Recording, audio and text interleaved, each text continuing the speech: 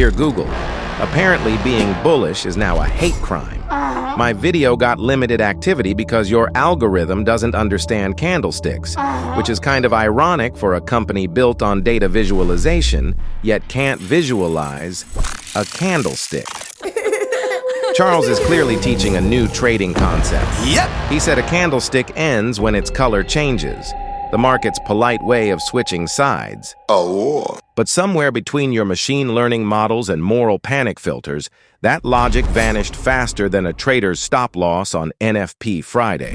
Fire, baby. Think of it like a building. To move up or down between floors, you need a lift or a staircase, or in this case, a change of candlestick color. The new Forex law of two candlesticks sustained. Maybe next time, let an actual trader review a trading video before the robots start hyperventilating over a few red and green rectangles. Until then, I'll be here explaining basic market structure to an algorithm that still thinks bullish is a hate crime. Warm regards and slightly bearish sentiment. Restoring factory settings.